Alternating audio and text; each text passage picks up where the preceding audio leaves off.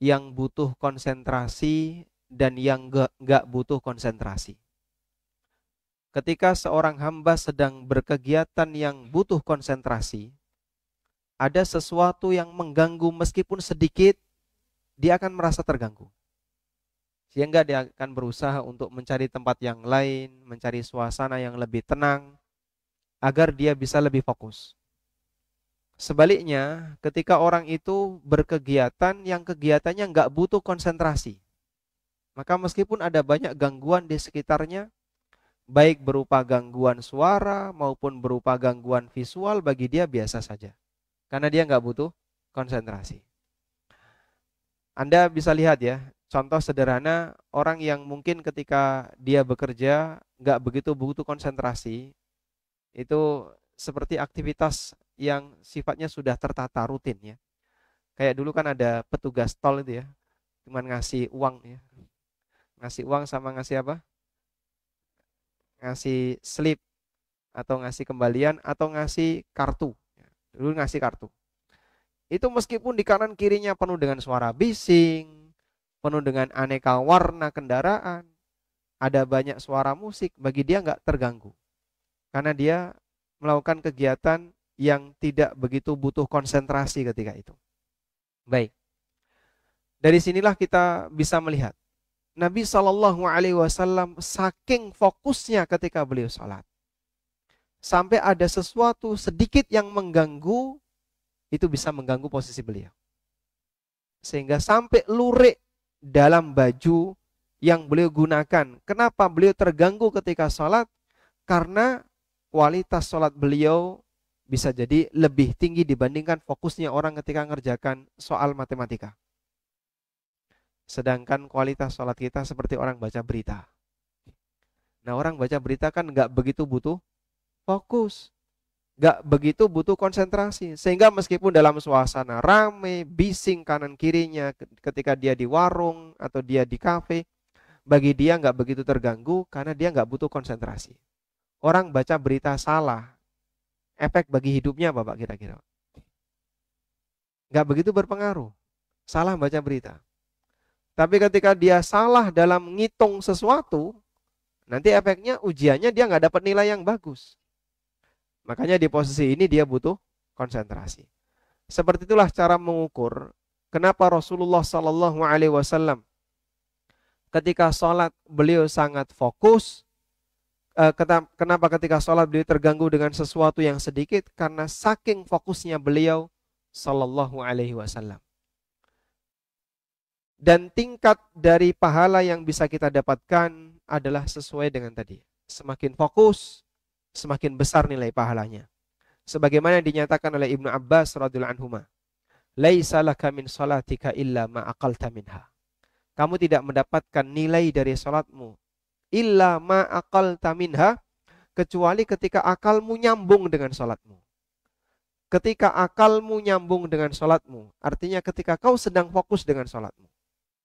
Sedangkan orang ketika sholat bisa saja pikirannya lari kemana-mana. Karena itu jamaah dimulakan Allah, tenang ketika sholat itu ada dua. Yang pertama ada tenang fisik. Dan walhamdulillah kaum muslimin Indonesia pintar yang seperti ini. Sehingga begitu dia Allahu Akbar takbiratul ihram, diem, gak banyak bergerak. Karena masyarakat kita kan punya doktrin ya, bergerak 3 kali batal. Bergerak 3 kali batal. Sehingga dia ketika sholat, meskipun gatelan Pak, sabar dia. Jangan sampai garuk. Kenapa? Bergerak 3 kali batal. Maka untuk posisi khusyuk fisik, kaum muslimin Indonesia juara. Pintar mereka. Dulu waktu saya masih SMP atau SMA ya, ketika kita belajar tentang fikih semacam ini, kita kan punya doktrin, bergerak 3 kali itu batal. Sampai dulu diajari, kamu ngukur 3 kali, itu batal. Makanya ukur hanya boleh 2 kali. Ngukur. Nggak boleh yang ketiga.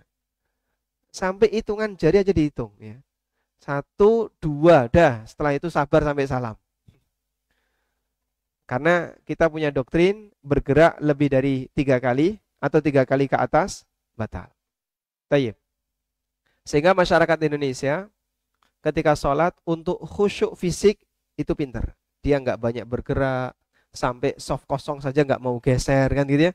Sehingga di depannya bolong dia nggak mau maju, disuruh merapat dia nggak mau di tengah sholat, khawatir nanti tidak sholatnya batal. HP bunyi berkali-kali ada di sakunya, nggak mau dia matikan. Takut apa?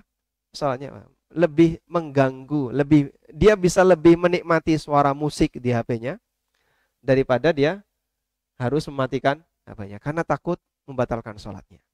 Baik. Nah, yang kedua adalah khusyuk batin. Khusyuk batin artinya batinnya menyatu dengan fisiknya. Fisik ada di masjid, batinnya ada di masjid. Fisiknya sedang sholat, batinnya juga ikut sholat. Yang kedua ini orang Indonesia, wallahu a'lam. Karena ada banyak orang yang batinnya yang fisiknya di masjid, tapi batinnya mungkin di angkringan. Ya. Fisiknya di masjid, tapi batinnya sudah sampai dapur. Fisik di masjid, namun hatinya sampai kantor. Bahkan kadang kita ketika sholat itu kan merencanakan setelah sholat mau melakukan kegiatan apa saja. Gitu ya. Setelah ini saya akan ini, saya akan ini, saya akan ini. Koyoknya kok jadi kita seperti orang yang sangat sibuk. Jadi kita ketika sholat itu sampai kadang merencanakan kegiatan apa saja yang akan kita lakukan pasca sholat. Selesai sholat ini, saya akan makan di sini. Setelah itu nanti datang ke sini. Setelah itu nanti ini. Itu tertata rapi ketika kita sedang sholat. Ada kayak gitu, Pak? Anda punya seperti itu? Berarti kita punya pengalaman yang sama ya. Masya Allah. Karena memang umumnya orang demikian. Sehingga fisiknya berada di masjid, tapi hatinya lari kemana-mana. Sampai kadang dia merencanakan apapun yang dia rencanakan. Dan normal saja seperti itu terjadi pada seorang hamba. Karena ada setan yang berusaha untuk mengingatkan manusia berbagai macam hal yang sebelumnya kadang nggak kepikiran. Yang sebelumnya nggak kepikiran, nggak teringat dalam pikirannya, tiba-tiba muncul ketika dia sholat.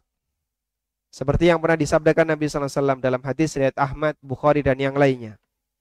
Rasulullah SAW menceritakan tentang keberadaan setan yang begitu bernafsu dengan sholat hamba. Idza nudiya lis-salati adbara syaitan walahu durat.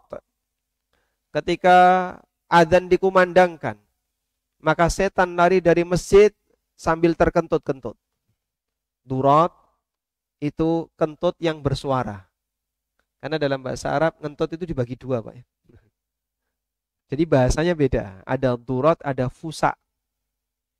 Fusaun, fa, sin, ya, alif, hamzah. Fusa. Durat pakai dot, ya, saudaranya sod.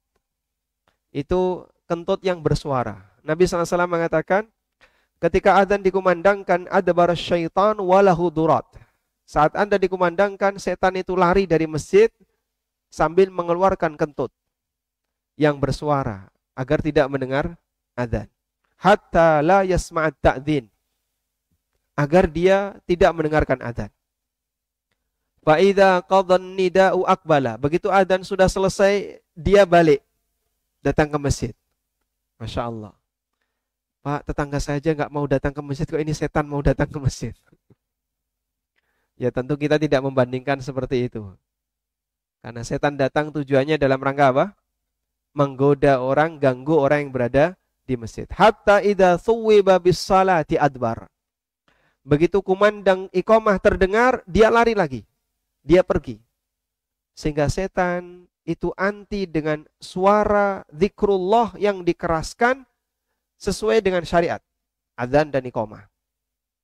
Maka dia pergi meninggalkan masjid. Hatta idza qadat tathwib. Begitu iqamah sudah selesai, aqbala. Lalu dia datang lagi. Hatta yakhtura bainal mar'i wa nafsi. Yaqulu udhkur kadza, udhkur kadza, udhkur kadza. Dia datang lagi kemudian membisikkan berbagai macam hal ke dalam jiwa seorang hamba.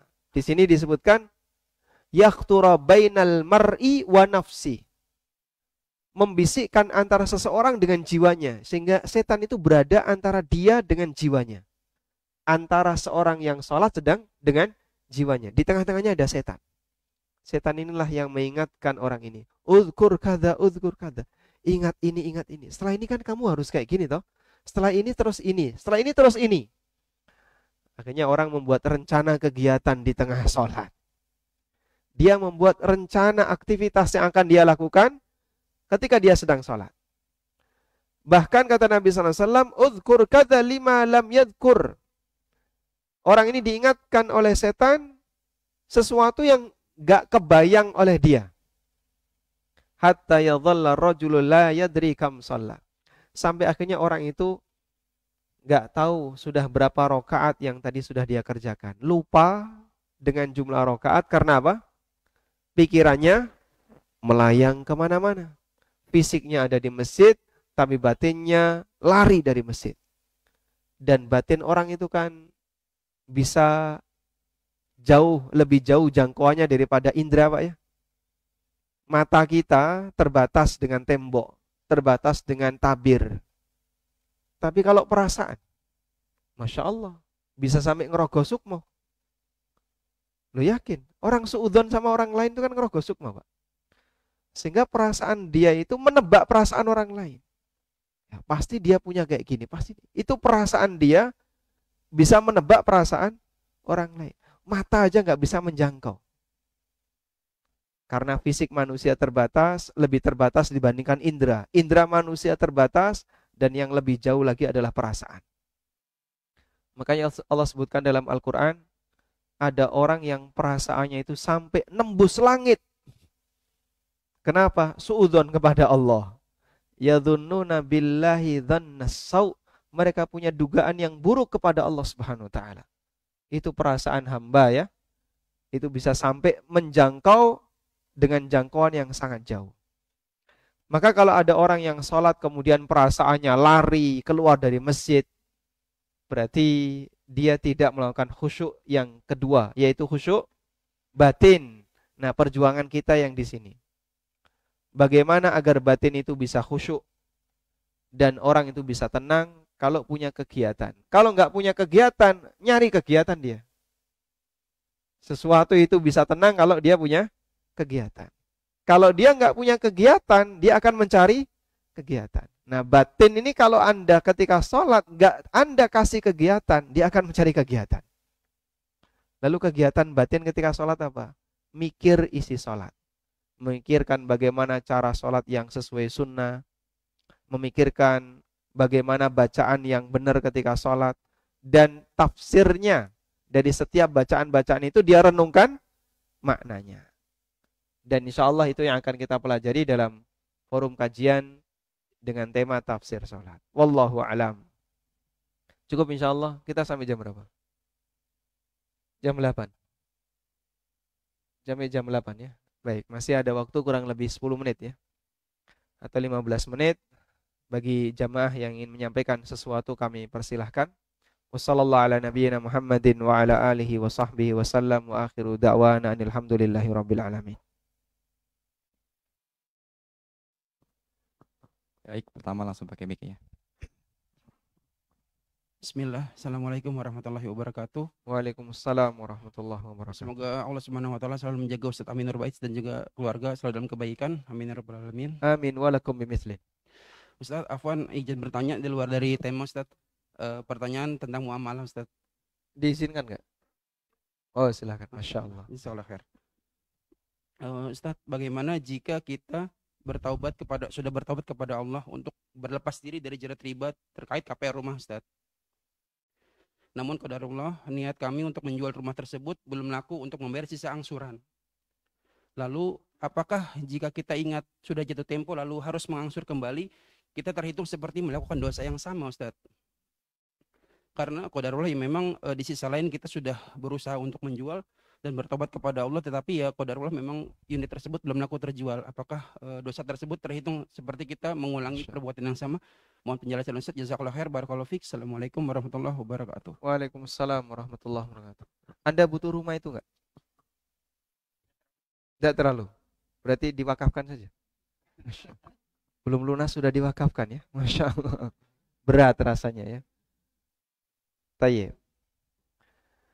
Baik, jadi ini ganti tema enggak apa-apa ya.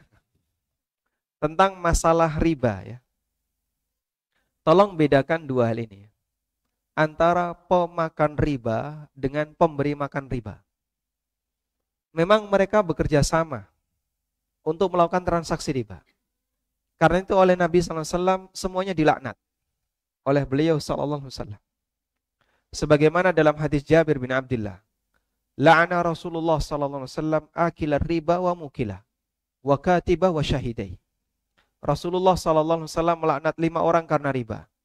Yang makan, yang menikmati riba, yang mendapatkan bunga, yang memberi makan, berarti yang nyetor bunga. Ini nasabahnya. Wa katibah, yang nyatet transaksi, notaris.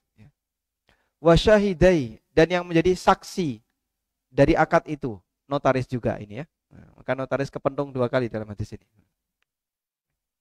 Karena kan notaris menyaksikan bahwasanya akad ini legal secara hukum negara. Karena itu notaris juga perlu diwaspadai, sehingga sampai mereka membuat grup namanya NTR, notaris tanpa riba. Yang itu saling menguatkan agar mereka menghindari setiap transaksi yang berurusan dengan riba. Baik. Posisi jamaah misalnya, ada di antara kita yang menjadi nasabah. Berarti di mana kondisi dia? Di nomor 2. Dia sebagai orang yang pemberi makan riba. Karena setiap membayar cicilan, itu kan sama dengan pokok plus bunga. Bunga ini Anda memberi makan riba tiap bulan. Sehingga saat Anda store itu kena laknat. Bulan depan store lagi kena laknat lagi. Karena Rasulullah SAW melaknat orang yang memberi makan riba. Maka taubatnya adalah perjuangan bagaimana caranya agar bunga itu nggak ada. Gimana Pak? Bank yang nggak mau. Mau nggak bank misalnya? Wahai bank, ittaqullah. Bertakwalah kepada Allah. Makan riba itu haram, dosa besar. Kamu nanti dilaknat oleh Nabi SAW. Gimana kalau saya bayar pokoknya saja? Di dunia ini hanya ada satu yang mau menerima. Bank Thayyib. Insya Allah bisa menerima itu. Cuman kalau seperti ini yang dilakukan, orang ketika berusaha untuk menawar dan bank tidak mungkin akan mengabulkan. Kalaupun mengabulkan, barangkali ada potongan tapi kecil. Minimal pertama Anda bertobat. Bertobat karena sudah melakukan kesalahan di masa silam saat Anda tanda tangan akad KPR. Berarti Anda sedang melakukan akad riba. Ada? Yang kedua adalah bertaubat karena setiap kali store maka kita bayar pokok plus bunga, yang itu memberi makan riba. Dan yang kedua perjuangan bagaimana agar riba ini hilang. Berusaha untuk menawar, sampaikan sebisanya. Kalau tetap tidak bisa, Anda nyatakan, ya Allah saya telah berlepas diri dari hal ini, tapi saya tidak bisa. Semoga dengan itu yang nanggung dosa jadinya sepihak. Berarti ini murni zalim dari dia. Bukan atas asas saling ridho. Karena memberi makan riba itu asasnya saling ridho. Dia ngasih bunga itu ridho atau tidak? Ridho. Sesuai dengan akad yang dia tanda tangani. Tapi sekarang saya nggak ridho, saya nggak mau ngasih bunga. Seharusnya saya bayar pokoknya saja, tapi banknya nggak mau. Semoga nanti dosanya jadi sepihak yang menanggung. Karena posisi Anda bayar itu statusnya sebagai nasabah terpaksa yang nggak bisa menghindari, padahal Anda sudah melakukan pengajuan.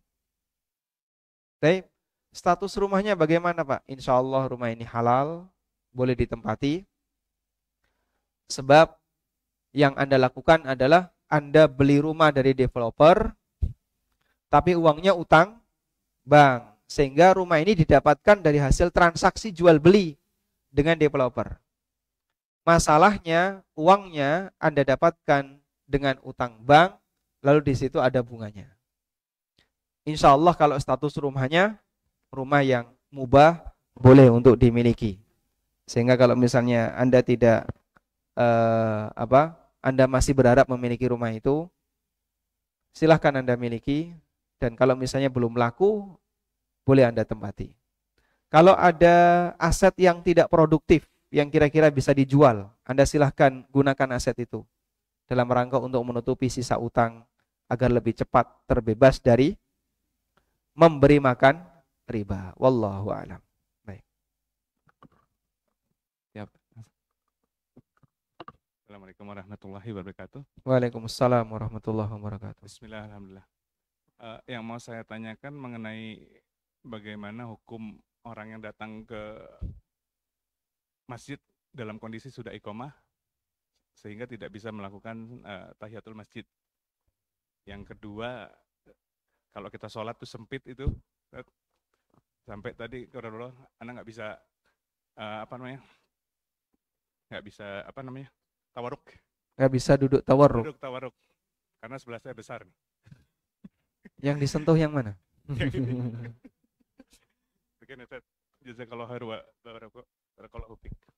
Nah, baik. Ketika ada orang datang ke masjid sementara sudah iqomah, sehingga dia tidak sempat untuk tahiyatul masjid. Yang pertama, siapapun yang mendengarkan iqomah sementara dia berada di dalam masjid, maka dia tidak boleh sholat sunnah. Nggak boleh mengawali sholat sunnah. Sudah? Kalau sudah sholat sunnah bagaimana? Jika bisa diselesaikan sebelum takbiratul ihram mulai, selesaikan. Jadi batasannya sampai takbiratul ihram mulai. Tapi kalau enggak selesai sebelum takbiratul ihram, Anda batalkan agar bisa bergabung dengan sholat jamaah. Karena Rasulullah sallallahu alaihi wasallam mengatakan, "Idza uqimatis shalah fala sholata ilal maktubah." Apabila qomat sholat sudah dikumandangkan, maka tidak ada sholat kecuali sholat wajib. Kemudian kalau sholat wajib sudah dimulai, kita langsung bergabung. Kita kan nggak sempat sholat tahiyatul masjid. Gugur kondisi Anda untuk sholat tahiyatul masjid. Gugur. Gugur kondisi jamaah yang datang setelah sholat jamaah sudah dimulai atau sudah iqamah untuk tahiyatul masjid. Dan langsung bergabung dengan sholat wajib. Sudah? Dan sholat wajib ini sekaligus menjadi tahiyatul masjid bagi dia. Sholat wajib ini sekaligus jadi tahiyatul masjid. Penghormatan dia kepada masjid langsung dilakukan dengan bentuk sholat wajib. Kok bisa, Pak? Coba kita baca dalilnya. Tentang tahiyatul masjid, Nabi SAW mengatakan, "Idza dakhala ahadukumul masjid, fala yajlis hatta yarka'a rak'atain." Kalau kalian masuk masjid, jangan duduk dulu sampai sholat 2 rakaat. Sudah? Dan Anda masuk masjid langsung sholat lebih dari 2 rakaat kalau sholat wajib. Sehingga Anda sudah memenuhi kriteria dalam hadis ini. Yang penting kan jangan duduk sampai sholat. Mau sholat apa? Terserah. Yang penting sholat. Sehingga kalau tidak ada kegiatan sholat wajib, Anda sholat sunnah. Tapi kalau ada kegiatan sholat wajib, begitu masuk langsung mengerjakan sholat wajib. Karena tidak boleh ada sholat sunnah ketika sholat wajib sudah ditegakkan. Wallahu a'lam. Kemudian yang kedua, terkait apa tadi? Baik, di posisi ketika sholat jamaah sangat sempit, Rasulullah Sallallahu Alaihi Wasallam bersabda, "Inna khiyarakum alyanukum mankiban fis salah." Orang yang terbaik di antara kalian adalah orang yang paling lemes badannya ketika sholat. Dan yang dimaksud lemes badannya ketika sholat adalah orang yang paling pintar menyesuaikan diri saat dia sedang melaksanakan jamaah. Geser Pak, geser. Rapet Pak, rapet. Maju dikit Pak, maju. Sudah? Pak geser Pak, sajadahnya geser. Gak mau dia nanti diinjak orang di sajadah. Karena ada orang yang kaku. Dipepet, gak mau dia. Rasanya risih ya. Ada orang ketika dipepet temennya saat sholat, itu gak mau. Ketika dipepet, geser dia. Dipepet lagi, geser. Mepet lagi, diinjek kakinya. Itu kayak di UVTV Pak. Dan ada yang seperti itu. Ini orang yang terlaku kaku. Kaku fisiknya ketika diajak sholat. Bapak kalau mau sholat dengan tempat yang paling longgar, gak pingin bersentuhan dengan yang lain, monggo jadi imam. Iya kan imam? Sendirian dia? Ditemani gak imamnya? Tidak, sendirian dia. Silakan jadi imam. Tapi harus memenuhi kriteria imam kan gitu ya. Sehingga daftar dulu ke takmir untuk jadi imam. Tapi kalau jadi makmum, ya konsekuensi makmum berlaku. Harus rapet, dipepet sama temennya ndak apa-apa. Karena dia sebagai makmum. Nah seperti ini kan kadang orang nggak paham. Padahal yang terbaik dalam sholat adalah orang yang paling lemes badannya ketika dia sholat. Disuruh maju dia maju, disuruh geser dia geser. Pak mundur dikit dia mundur dikit. Ini kurang lurus Pak, luruskan. Dia lurus, menyesuaikan. Termasuk diantaranya adalah bisa menyesuaikan bagaimana gerakan sholat disebabkan karena posisi shaf yang rapat. Posisi shaf yang rapat, kalau semuanya tawarruk, nanti ada salah satu jamaah yang mumbul Pak, nggak dapat tempat Pak dia. Karena nggak muat ya. Baik. Maka di posisi ini ketika Anda iftirash fi makani tawarruk, padahal yang seharusnya Anda tawarruk, insya Allah iftirash Anda karena ngalah dengan sebelahnya yang lebih gede ya, atau yang lebih kecil ya, karena Anda toleransi biar nggak ganggu sebelahnya, bisa jadi Anda lebih baik posisinya dibandingkan yang tawarruk. Wallahu a'lam. Bagaimana cara meningkatkan kekhusyuan dalam sholat ketika dalam keadaan sakit seperti flu atau batuk? Ya sama sebagaimana yang sehat ya. Teorinya sama sebagaimana yang sehat. Bedanya antara yang sehat sama yang sakit ketika sholat apa Pak? Batuknya. Batuk, biarkan batuk. Dan batuk, bisa nggak orang itu fokus sambil batuk? Bisa, tapi keganggu batuk. Di posisi ketika Anda keganggu batuk, ya putus karena batuknya. Fattaqullaha mastata'tum, bertakwalah kepada Allah semampunya, sehingga kalaupun Anda batuk, ya biarkan batuk, nanti ketika sudah reda, Anda fokus kembali. Sudah? Pilek Pak, sentrap, sentrup, sampai meler misalnya ya. Kalau Anda bawa tisu, ya diusap. Kalau nggak bawa gimana? Udah biarin aja. Sehingga tetap berusaha untuk fokus sebisanya. Meskipun fisik barangkali ada gangguan kesehatan. Apakah akan batal sholat saat ingus ketika flu terus keluar? Keadaan flu parah, sementara ingus itu tidak dapat membatalkan sholat. Baik, jawabannya tidak batal. Karena sebagaimana kesimpulan penanya di akhir, ingus tidak membatalkan sholat ya. Ingus tidak membatalkan sholat dan ingus tidak najis. Apa dalil kalau ingus tidak najis? Apa dalilnya kalau ingus tidak najis? Ya, boleh ditelan. Ya. Nelan ingus boleh nggak? Ini kita nggak bahas masalah kesehatan ya. Kita masalah dari sisi hukum, fikih boleh dan tidaknya. Nelan ingus haram atau tidak? Tidak haram. Dan kaidahnya semua yang boleh dikonsumsi manusia tidak najis. Sehingga orang tanya, kalau ada orang yang ngiler, ngeces, ya. Ngiler ya, ngeces, itu najis atau tidak? Bau banget Pak ya. Pagi hari ada bantal kok, terus ada petanya itu, Masya Allah. Itu bau banget kan? Apalagi kalau belum gosok gigi, habis makan bawang. Wah, Masya Allah. Atau habis makan jengkol, kemudian dia tidur nggak gosok gigi, ngeces, ya. Bau sekali. Najis atau tidak? Kenapa? Itu tertelan saat kita makan. Kemudian ketika kita tidur, itu keluar. Meskipun bau, tapi ini nggak najis. Karena najis itu tidak harus bau. Ya. Dan yang bau belum tentu najis. Paham insya Allah? Baik, ada zat kimia, bau sekali. Zat kimia ya, ada sebuah zat kimia yang bau sekali. Zat kimia ini najis atau tidak? Hukum asalnya tidak najis kalau nggak ada dalil. Meskipun dia bau. Baik. Assalamualaikum warahmatullahi wabarakatuh. Apakah benar untuk orang yang tidak dapat khusyuk dalam sholatnya? Dunia ada di hatinya dan bagaimana menyikapinya? Baik.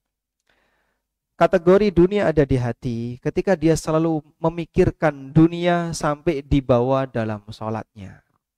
Sehingga saat dia sholat, yang dia ingat, mobil saya penyok ya tadi. Habis ditabrak orang. Mobil saya baret. Tadi waktu parkir nyenggol. Kepikiran tuh sampai masuk dalam sholat. Dan kadang orang kehilangan satu benda tertentu menyebabkan dia itu kepikiran terus. Berarti ini bukti kalau dunia ada dalam hatinya sampai ganggu sholatnya.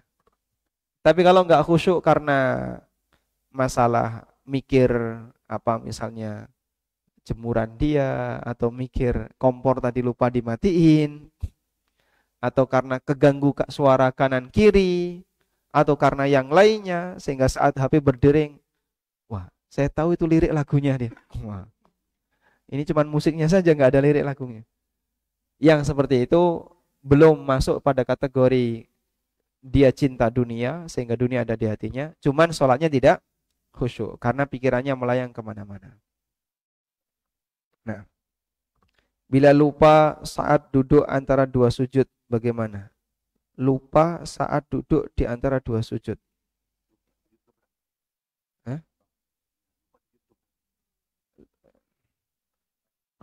Bila lupa saat duduk antara dua sujud. Lupa apa ini? Hah? Dari sujud pertama langsung naik, sudah? Berarti dia kehilangan rukun.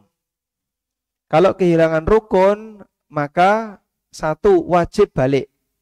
Kalau dia nggak ingat dan baru teringat di rakaat berikutnya, maka rakaat ini tidak dihitung. Sehingga rakaat berikutnya menggantikan rakaat yang tadi. Sudah? Sehingga misalnya rakaat pertama, ini sholat 4 rakaat ya. Rakaat yang pertama, begitu sujud satu langsung bangkit ke rakaat yang kedua. Di rakaat yang kedua, di tengah dia baca surat teringat, oh tadi kayaknya sujudnya baru sekali. Maka rakaat kedua ini jadi rakaat pertama. Yang satu tadi nggak dihitung. Sudah, dia nambahi lagi rakaat ketiga jadi rakaat kedua. Terus duduk tasyahud awal, selesaikan sampai 4 rakaat. Sehingga dia kerjakan 5. Yang pertama nggak dihitung. Setelah itu dia salam, kemudian sujud sahwi setelah salam. Kapan kita mulai memberi isyarat telunjuk saat tasyahud? Ulama berbeda pendapat. Dan di buku tafsir salat kami sebutkan, ada yang mengatakan ketika mengucapkan illallah, dan ada yang mengatakan ketika mulai asyhadu alla ilaha illallah. Dan ada beberapa pendapat yang lain yang intinya sebagaimana keterangan Umairah dalam Hasyiah Umairah Qalyubi, ini keterangan dalam mazhab Syafi'i. Kalaupun orang itu memulai isyarat dengan mengikuti salah satu pendapat tadi, insya Allah dia sudah mengerjakan sunnah. Mau pakai mazhab Hambali, mau pakai mazhab Syafi'i, mau pakai mazhab Maliki maupun Hanafi, dia pilih salah satu itu sudah melaksanakan sunnah. Yang penting sunnahnya adalah mengangkat atau mengisyaratkan jari telunjuk saat tasyahud. Wallahu ta'ala alam, demikian yang bisa kita sampaikan, semoga bermanfaat. Wassallallahu ala nabiyyina Muhammadin wa ala alihi wa sahbihi wa sallam. Wa akhiru da'wana anil hamdulillahi rabbil alamin. Wassalamualaikum warahmatullahi wabarakatuh.